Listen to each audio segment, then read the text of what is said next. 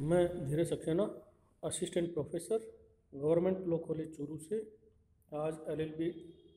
Third year के first paper Indian Evidence Act में section 32 के प्रोविजंस पर चर्चा कर रहा हूँ।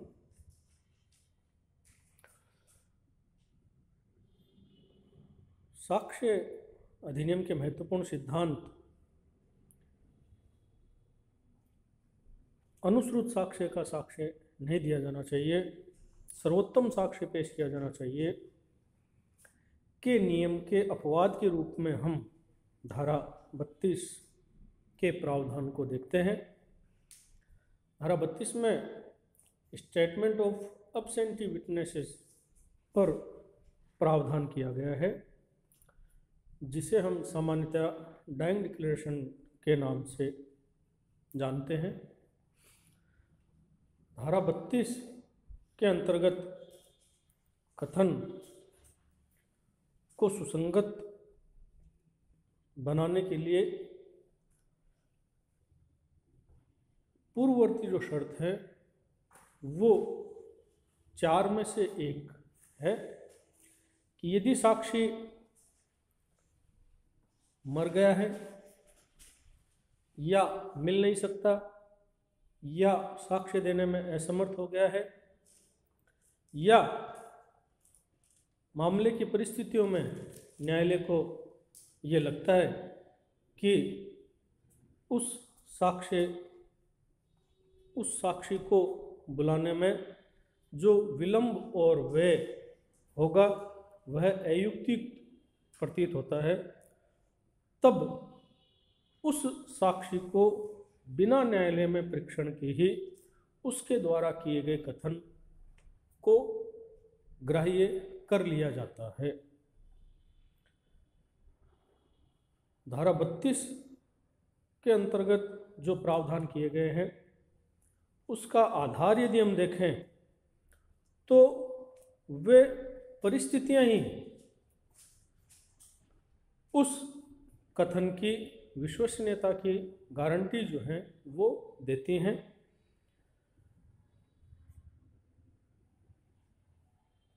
धारा 32 में कुल मिलाकर 8 तरह की परिस्थितियां बताई गई हैं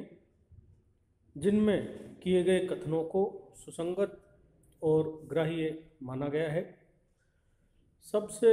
महत्वपूर्ण जो प्रावधान है वह है मृत्युकालीन कथन, जिसे धारा 32(1) में वर्णन किया गया है। When it relates to cause of death,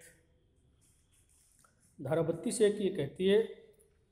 कि जबकि वह कथन किसी व्यक्ति द्वारा अपनी मृत्यु के कारण के बारे में या उस समय व्यवहार की किसी परिस्थिति के बारे में किया गया है जिसके फलस्वरूप उसकी मृत्यु हुई, तब उन मामलों में जिनमें उस व्यक्ति की मृत्यु का कारण प्रसंगत है ऐसे कथन सुसंगत हैं, चाहे उस व्यक्ति को उस समय मृत्यु की प्रत्याशंका थी या नहीं और उस विवाद की कार्यवाही की प्रकृति कैसी भी क्यों न हो। ये जो 2 अंतिम लाइनें हैं ये भारतीय विधि और अंग्रेजी विधि में अंतर भी स्थापित करती हैं, क्योंकि अंग्रेजी विधि में जो है मृत्युकालीन कथन की ग्राह्यता के लिए यह अनिवार्य है कि मृत्यु की आशंका उस व्यक्ति को होनी चाहिए, और दूसरा सिर्फ मानववध अर्थात आपराधिक कार्यवाहियों में ही यह कथन जो है वो सुसंगत माने गए हैं। जबकि भारतीय विधि में न तो प्रत्याशंका की अनिवार्यता है और न ही केवल आपराधिक कार्यवाही में, बल्कि सिविल कार्यवाही में भी ऐसे कथन सुसंगत माने गए हैं। बस महत्वपूर्ण यह है कि वह जो मृत्युकालीन कथन है वह मृत्यु का कारण या परिस्थिति को स्पष्ट करने वाला होना चाहिए। उस मृत्युकालीन कथन से अपराध की और अभियुक्त की पहचान जो है वो सुनिश्चित होनी चाहिए। जो भी मृत्युकालीन कथन किया गया है वह पूर्ण होश हवास में किया गया हो, वह कथन स्पष्ट हो,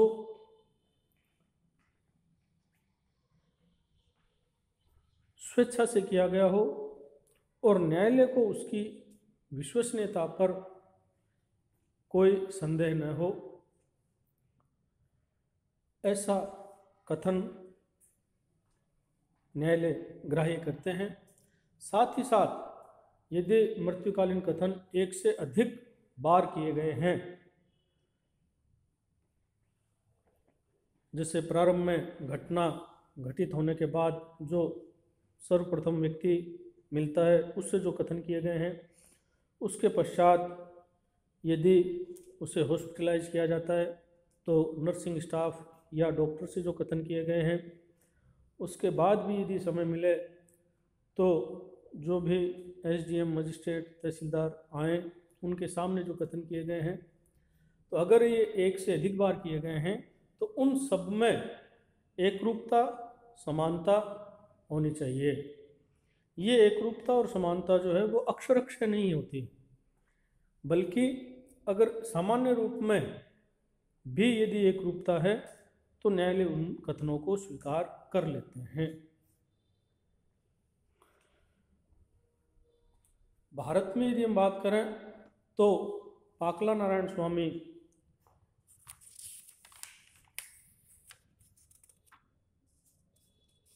बनाम एम्परर का जो विवाद है वह महत्वपूर्ण विवाद है और उसे लीडिंग केस के रूप में मान्य किया गया है, जिसमें एक व्यक्ति अपने घर से अपनी पत्नी को एक व्यक्ति से मिलने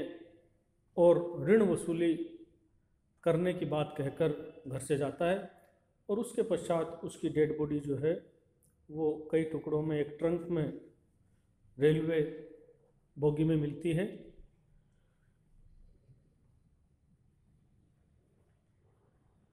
और पुलिस जो है वो कड़ी से कड़ी जोड़कर ट्रंक के स्वामी जिसने उसको बनाया था, घोड़ा गाड़ी जो उसे रेलवे स्टेशन तक लेकर आई, उसके मालिक आदि से पूछताछ करने के बाद अभियुक्त की पहचान सुनिश्चित की गई और इसी विवाद में न्यायालय ने यह तय किया था कि ऐसे कथन भी मृत्युकालीन कथन माने जाएंगे जिसमें चाहे मृत्यु की आशंका मृतक को हो या नहीं हो। इसी संदर्भ में एक महत्वपूर्ण केस कौशल राव बनाम स्टेट ऑफ बॉम्बे का है, 1958 का सुप्रीम कोर्ट का। ये भी एक महत्वपूर्ण केस लॉ है जिसमें तुकाराम जो है वो उस एरिया में एक से ज़्यादा व्यक्ति उसी नाम राशि के पाए गए, तब न्यायालय ने यह निर्णय दिया कि चूंकि तुकाराम की पहचान पूर्णतः सुनिश्चित नहीं हो सकती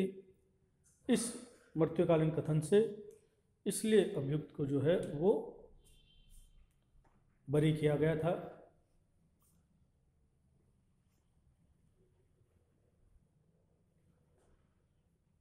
मृत्युकालीन कथन बिना व्यक्ति का परीक्षण न्यायालय में किए क्यों महत्वपूर्ण माने गए हैं, तो इसके पीछे भी एक कहावत आधार बनती है जो ये कहती है, a man will not meet his maker with a lie in his mouth, कि अंतिम समय में व्यक्ति के अधरों पर सत्य निवास करता है वह व्यक्ति झूठ नहीं बोलता अंतिम समय में। लेकिन यहाँ पर न्यायालय जो है वो विशेष सावधानी जो है वो बरतते हैं, क्योंकि मृत्युकालीन कथनों की न्यायालय में शपथ पर नहीं कहे जाते हैं, न ही अपोजिशन को उन कथनों को क्रॉस एग्जामिन करने का अवसर मिलता है। और यदि वे कथन असत्य पाए जाएं तो चूंकि कथनकर्ता मर चुका है इसलिए उसके विरुद्ध कोई लीगल प्रोसीडिंग भी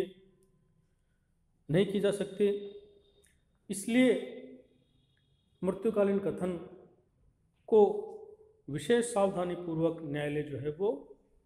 जांचते हैं और उसकी विश्वसनीयता जो है वो परखते हैं।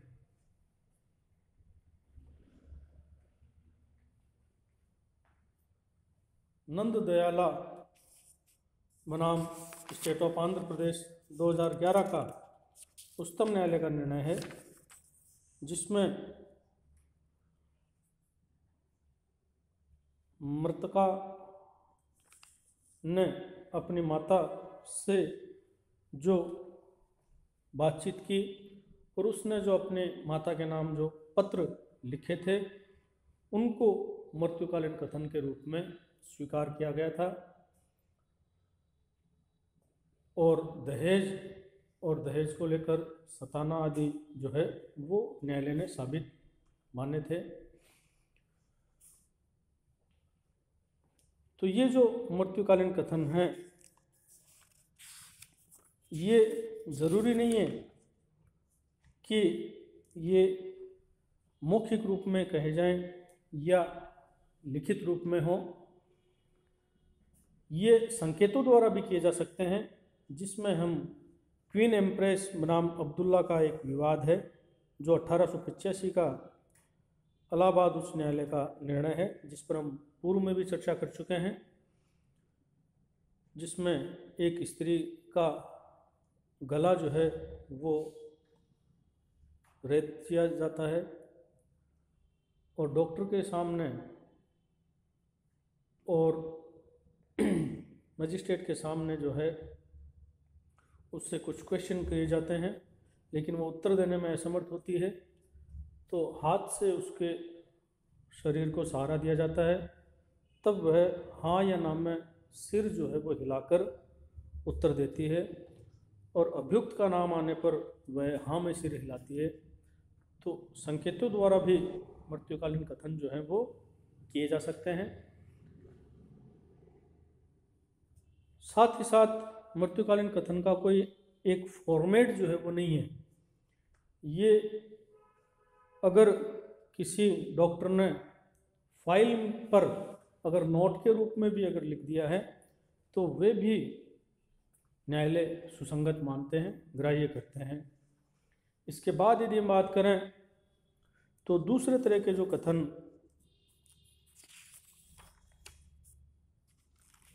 हैं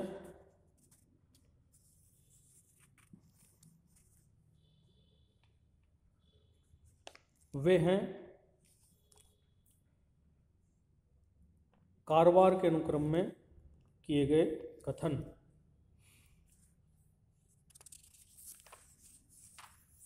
तो धारा 32(2) में इस तरह के कथनों के बारे में वर्णन किया गया है, जिसमें यह प्रावधान है कि वो जो कथन किया गया है वह बिजनेस या प्रोफेशन के निर्वहन में रखी जाने वाली पुस्तक में प्रविष्टि के रूप में हो। वह पुस्तक जो है वह नियमित रूप से संधारित की जाए। इस पुस्तक के रूप में लेखा बही, विवाह का रजिस्टर, काजी का रजिस्टर, चिकित्सा की रिपोर्ट आदि जो हैं वो मानी जाती हैं। अगर हम अधिनियम के दृष्टांत देखें तो जो दृष्टांत ख, ग, घ, छ, ज हैं वे महत्वपूर्ण है। जैसे ख में यह वर्णन है कि प्रश्न क के जन्म की तारीख के बारे में है। एक मृत शल्य चिकित्सक की अपने कारोबार के मामूली अनुक्रम में नियमित रूप से रखे जाने वाली डायरी में इस कथन की प्रविष्टि कि अमुक दिन क की माता की डिलीवरी और पुत्र के रूप में जन्म हुआ, तो ये जो है वो सुसंगत तथ्य हैं। तो ये जो उदाहरण है इसमें डायरी में किया गया कथन भी जो है वो सुसंगत माना गया है।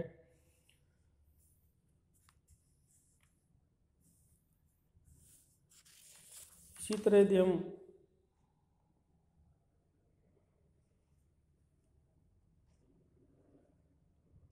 दृष्टांत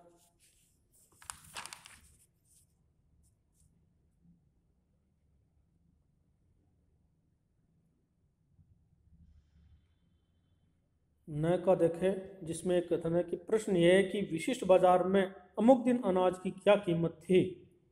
एक मृत बनिए द्वारा अपने कारोबार के मामूली अनुक्रम में किया गया कीमत का कथन सुसंगत है। तो ये जो उपधारा 2 है ये ऐसे कथनों की सुसंगति के बारे में बताती है जो कारोबार या वृत्तिक कर्तव्य के सामान्य अनुक्रम में किए गए हैं। इसके बाद यदि हम बात करें तो तीसरे तरह के कथन हैं जो करने वाले के हित के विरुद्ध हैं, against the interest of the maker. तो ये भी एक महत्वपूर्ण तरह के कथन है कि जब भी कोई व्यक्ति ऐसा कथन करता है जो उसके स्वयं के हित के विरुद्ध हो तो वे कथन जो है वो ग्राह्य माने गए हैं, क्योंकि कोई भी व्यक्ति मजाक में भी ऐसे कथन नहीं करना चाहेगा जो कि उसको खुद को लाइबल जो है वो बनाते हों। धारा 32 के तीसरे खंड की यदि हम चर्चा करें तो इसमें 2 तरह के हित का वर्णन किया गया है। एक तो सांपत्तिक हित, वित्तीय हित या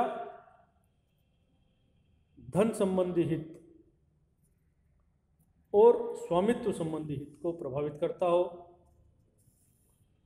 और दूसरे तरह का है कि उस व्यक्ति को आपराधिक अभियोग या नुकसानी का वाद के लिए उत्तरदायी बनाता हो। तो ऐसे कथन जो कि हित के प्रतिकूल हैं,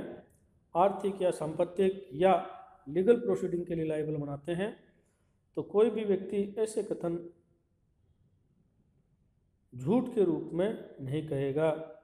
ये जो है वो माना जाता है कि वे जो कथन किए गए हैं वे सत्य ही होंगे। जैसे यदि हम दृष्टांत 6 को देखें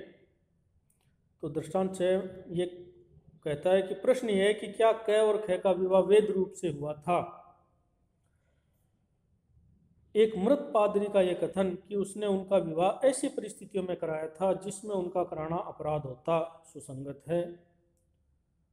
तो ये जो कथन है वो पादरी का कथन है, वृत्तिक कारोबार के सामान्य अनुक्रम में है, तो यह ऊपर उपधारा 2 में भी आ सकता है। लेकिन चूंकि उस व्यक्ति के स्वयं के हित के विरुद्ध है, अगर वो जीवित होता तो उसको भी लायबल ठहराया जा सकता था, उस पर आपराधिक अभियोग चलाया जा सकता था। तो इस कारण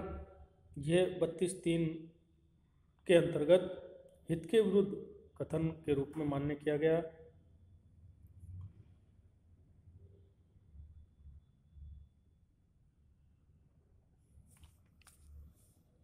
तो ये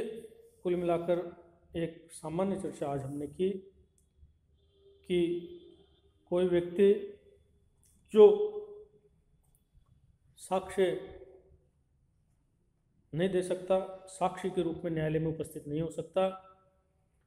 वह अगर अपने हित के विरुद्ध कथन करता है या कारोबार के सामान्य अनुक्रम में कथन करता है या मृत्यु के समयवार या परिस्थिति या कारण के बारे में कथन करता है तो वे कथन जो है वो धारा 32 में ग्राह्य जो है वो होंगे। अगले वीडियो में हम इसी धारा 32 के अगले प्रावधानों पर चर्चा करेंगे। धन्यवाद।